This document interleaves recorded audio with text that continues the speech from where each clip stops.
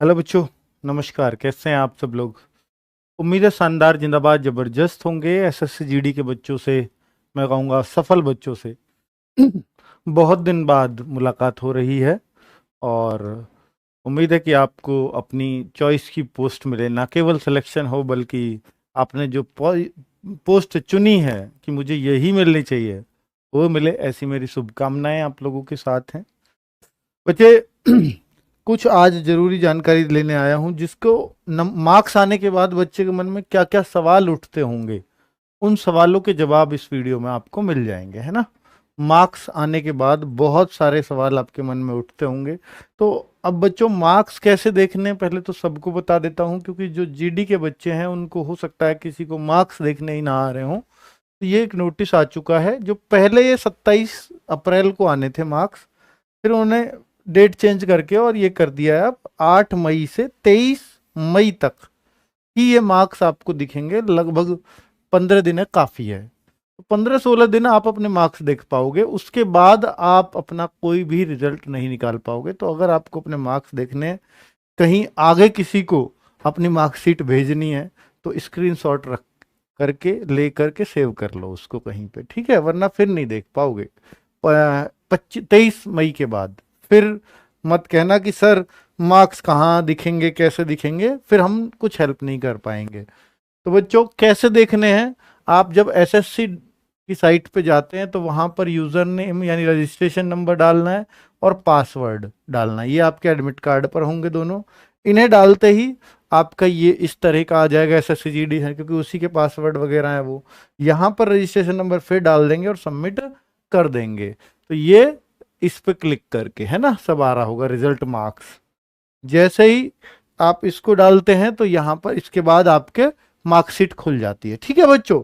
फिर आप अपने मार्क्स किस तरह से देख पाते हैं, इस तरह से एक मार्कशीट आपकी आ जाती है। जैसे इस बच्चे के 140 रॉ स्कोर थे, 149.9 इसका नॉर्मलाइज स्कोर हो गया, ठीक है। ये इसके सब्जेक्ट वाइज मार्क्स हैं, तो वो सब कुछ आपको दिखाई दे रहा होगा इसी तरीके से।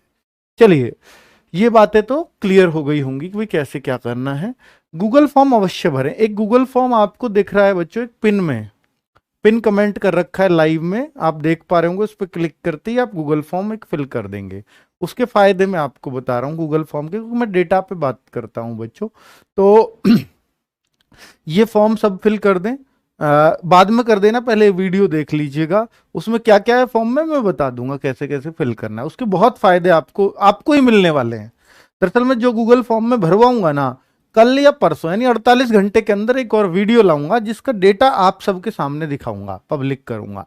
भैया कितने परसेंट बच्चे फेल हो रहे हैं फिजिकल में, ये भी तो चाहिए ना आपको। कट ऑफ को जांचने के लिए कितनी बढ़ेगी, तो कितने परसेंट बच्चे फेल हो रहे हैं, कितनी कट ऑफ बढ़ेगी, ये जरूर मन में सवाल आ रहे होंगे सबके। क्योंकि कई सारे बच्चे उछल रहे होंगे नॉर्मलाइज के मार्क्स देख के कि मेरे तो बहुत बढ़ गए, इतना तो सोचा ही नहीं था कभी। तो वो सब है ना। तो अभी गूगल फॉर्म अवश्य भरें, ठीक है बच्चों। सबसे पहले ये जरूरी काम है, इसको जरूर कर लेना। कितनी कट ऑफ बढ़ेगी उस गूगल फॉर्म के आधार पर मैं बता पाऊंगा कितनी कट ऑफ बढ़ेगी, क्योंकि अब सबके पास एग्जैक्ट मार्क्स हैं। अब तक सबके पास सिर्फ रॉ मार्क्स थे, अब एग्जैक्ट मार्क्स है, तो एग्जैक्ट अंदाजा लगाना थोड़ा सा आसान है। नॉर्मलाइजेशन में नहीं घटे किसी के भी मार्क्स, ये एक अच्छी लाइन है कि किसी का भी उन्होंने घटाया नहीं है। मैंने 2 नॉर्मलाइजेशन करके दिए थे ना, घटे तो ये होगा और बढ़े तो ये होगा। तो घटने वाला नहीं लगाया उन्होंने फॉर्मूला, सबका बढ़ाने वाला है। या तो किसी का बढ़ा नहीं है, 0 भी हुआ होगा किसी का कि कोई नंबर ही ना बढ़ाओ, ठीक है, पर किसी का घटा नहीं होगा। अगर कोई ऐसा बच्चा है किसी का घटा है तो एक बार मैसेज जरूर करें, ताकि हमें भी जो है पता लग जाए। मुझे नहीं लगता कि किसी के भी मार्क्स घटे होंगे, ठीक है, जिस तरह से खबरें हैं या जिस तरह का नॉर्मलाइजेशन हुआ है। तो ये नॉर्मलाइजेशन ना घटने वाला मार्क्स है। अब बहुत सारे बच्चों का सवाल है, क्या सर सबके, जैसे मान लीजिए एक बच्चा है 23 तारीख की सेकेंड शिफ्ट में और उसके मार्क्स बढ़ रहे हैं मान लीजिए 5.5 या 6 नंबर, तो क्या ये सबके 5.5 ही बढ़ रहे होंगे उस शिफ्ट में? नहीं। एक बच्चा तो स्कोर करके आया 130, तो उसके उस रेशो में बढ़ेंगे 5.5। एक बच्चा उसी शिफ्ट में करके आया 50, सिर्फ 50 मार्क्स है उसके, तो उसके 5.5 नहीं बढ़ेंगे, उसके हो सकता है 2.5 या 3 का ही फर्क पड़े, फर्क पड़ेगा जरूर। ऐसा नहीं है कि उसमें घट जाएंगे उसके। अगर एक बार बढ़ने का चल रहा है, आप ये सोचो कि 130 का जैसे जस्ट हाफ है 65, मुझे ऐसा लगता है कि जैसे 130 वाले के 6 मार्क्स बढ़े तो 65 वाले के 3 मार्क्स बढ़ेंगे। इस तरह का आप एक एवरेज मान के चल सकते हो, सबके बराबर नहीं बढ़ते हैं, ठीक है। जो जितना कम करेगा, सर इसमें ज्यादा टच करने का भी कुछ चक्कर होता है, मुझे नहीं लगता कि उसका बहुत ज्यादा फर्क पड़ता है। मार्क्स आपके कितने बन रहे हैं उस हिसाब से फर्क पड़ता है, ठीक है। किस शिफ्ट वालों के सबसे ज्यादा बढ़े, इस बात को भी बता रहा हूं अभी। कितने परसेंट बच्चे फेल हो रहे हैं, ये गूगल फॉर्म से बता पाऊंगा। गूगल फॉर्म फिल कर दीजिए, मैं बता दूंगा कितने परसेंट बच्चे फेल हो रहे हैं रनिंग में।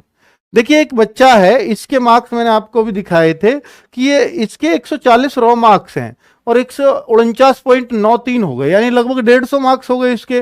भाई बहुत फायदा मिला है, करीब 9.9 का नॉर्मलाइजेशन मिला है इस बच्चे को। कितने बढ़े? 9.9। और इस बच्चे का एग्जाम कौन सी शिफ्ट में था? 11 जनवरी की 4th शिफ्ट। अब आप देखो 11 जनवरी की हमने क्या बताया था आपको भी याद होगा यार, मैंने बताया था नॉर्मलाइजेशन में किसके कितने बढ़ेंगे। तो मैं एक प्रूफ के साथ लाया हूं और आप देख लेना। मैंने ये बताया था कि 10.79 बढ़ेंगे इस बच्चे के नंबर मेरे अकॉर्डिंग। लेकिन बढ़े कितने हैं आप देखिए, बढ़े हैं 9.9। तो मैंने करीब करीब ये मान लिया कि मैंने शायद इसका 0.6 0.7 ज्यादा बढ़ा दिए थे। बड़े लगभग 10 ही हैं, 9.93 लगभग 10, मैंने 10.7 बढ़ा दिए थे। तो भाई इतना फर्क करा है बस। देखो कितना सटीक नॉर्मलाइजेशन आपको पहले ही बता दिया था। अब आप देखो इस बच्चे के मार्क्स, इसका यार बहुत फर्क पड़ा है। 131 से 145.9 हो गया यार, इसके सीधे 14-15 मार्क्स बढ़ रहे हैं। अब आप देखो ये इसका मैंने बताया था, हाँ ये है 27 जनवरी की 3rd शिफ्ट। 27 की 3rd मैंने शायद इसका कम आका था, वो मैं लेके नहीं आया यहाँ पे।